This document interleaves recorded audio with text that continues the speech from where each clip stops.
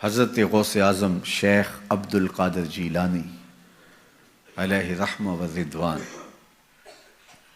آپ سفر پہ جاتے ہیں تو ڈاکو پڑتے ہیں، سب کی تلاشی ہوتی ہے۔ آپ چونکہ کم عمر تھے تو سرسری سی تلاشی لے کے آگے آپ کو بھیجنے لگتا ہے ڈاکو، تو ساتھی پوچھتا ہے تمہارے پاس کچھ نہیں؟ کہا نہیں، میرے پاس 40 درہم ہے۔ تو وہ رک گیا، کہاں ہے؟ کہاں یہ آستین میں سیے ہوئے۔ تلاشی لی تو واقعی 40 درہم تھے، اپنے سردار کے پاس لے کے جاتا ہے۔ یہ بڑا عجیب سا بچہ ہے، لوگ ڈاکوؤں سے مال چھپاتے ہیں اور اس نے مجھے بتایا ہے۔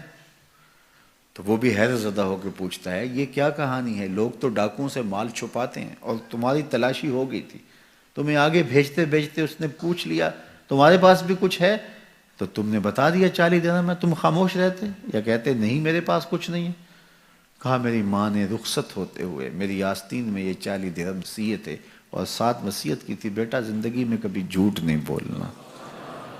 میں ماں کے عہد پہ کھڑا ہوں، ماں نے مجھ سے عہد لیا تھا، اس عہد پہ کھڑا ہوں۔ اللہ اکبر! اب وہ ڈاکوؤں کا سردار سجدے میں سر رکھ دیتا ہے، مالک یہ بچہ ہو کہ اپنی ماں کے عہد پہ کھڑا ہے اور میں تیرے عہد پہ کھڑا نہیں ہو رہا۔ حضرت غوث اعظم کے ہاتھ پہ سب سے پہلے توبہ کرنے والے یہ ڈاکو لوگ تھے۔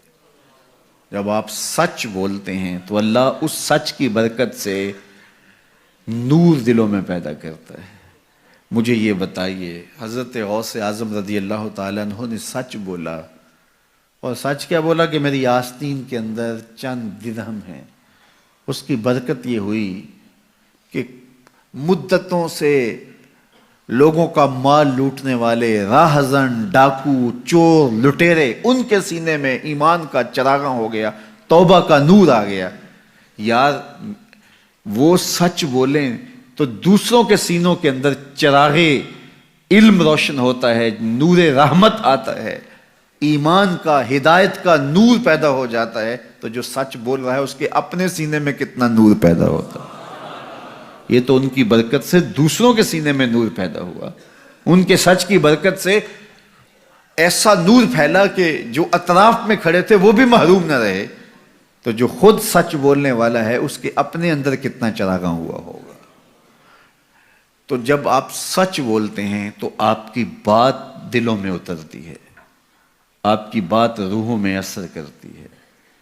آپ جانتے ہیں میرے اور آپ کے آقا و مولا لوگوں کو تبلیغ بعد میں کرنا شروع کی، صادق اور امین حضور کو پہلے لوگ کہتے تھے۔ جب لوگوں نے صادق اور امین کہہ دیا تو پھر آپ نے لوگوں سے بات کی، اور پھر جب کوہ صفا پہ چڑھ کے کہا اگر میں کہوں کہ پہاڑ کی دوسری جانب سے ایک لشکر آ رہا ہے جو تمہیں کچل دے گا تو مان لو گے؟ تو انہوں نے کیا کہا تھا؟ نظر نہ بھی آیا تو کہیں گے ہم اندھے ہیں تم سچے ہو۔ اتنا یقین ہے، اتنا یقین ہے۔